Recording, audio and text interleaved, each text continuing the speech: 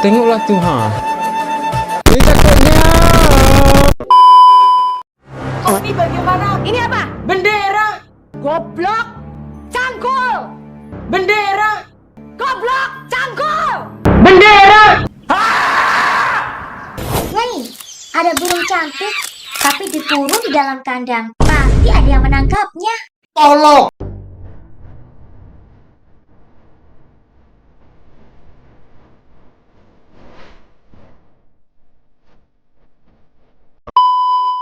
Halo guys, selamat datang di channel Sensa Siaran, tempat kita ngobrolin hal-hal seru.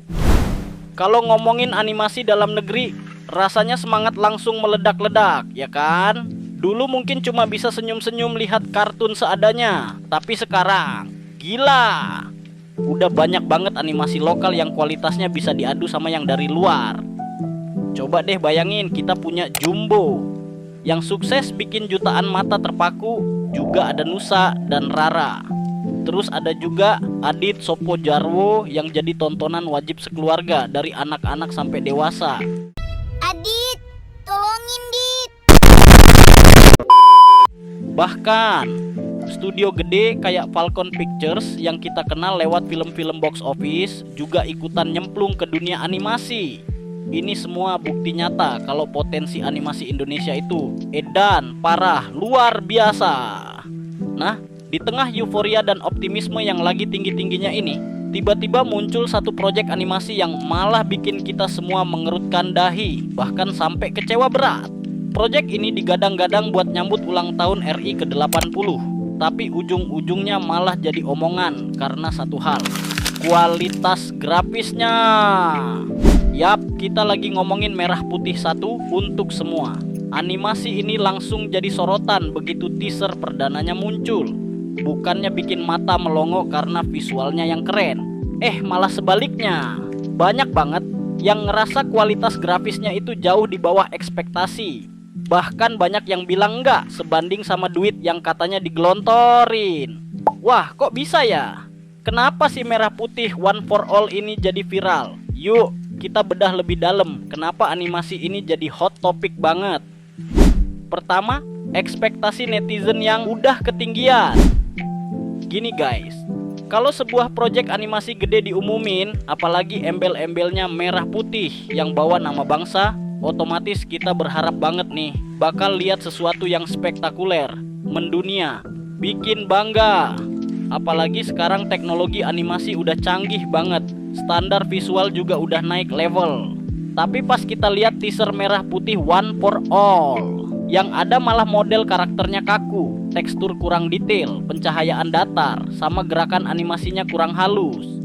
Ini jadi pertanyaan gede banget. Apalagi kalau dikaitin sama rumor anggaran produksinya yang katanya nggak sedikit.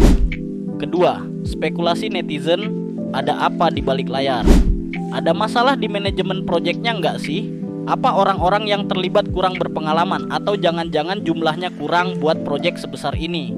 Atau jangan-jangan waktu pengerjaannya terlalu mepet, jadi timnya harus ngebut kayak dikejar setoran?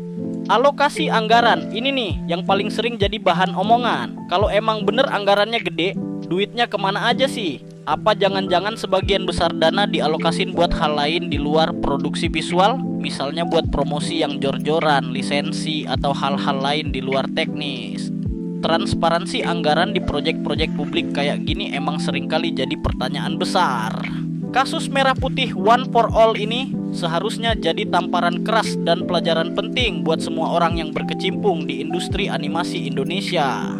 Kualitas visual itu nomor satu, wajib hukumnya. Grafis itu muka pertama sebuah animasi. Mau ceritanya sekeren apapun, kalau visualnya nggak bisa bikin orang terpikat, ya susah banget menarik penonton.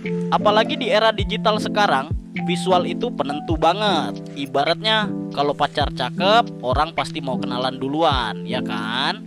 Industri animasi kita butuh lebih banyak talenta berkualitas dan teknologi paling canggih.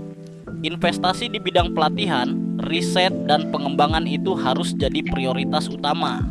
Kita nggak mau dong lihat potensi besar animasi Indonesia, cuman gara-gara kurang perhatian sama hal teknis dan visual. Kita punya banyak banget animator jagoan, seniman kreatif, dan ide cerita yang keren-keren. Semua itu harus didukung sama eksekusi yang profesional dan kualitasnya tinggi.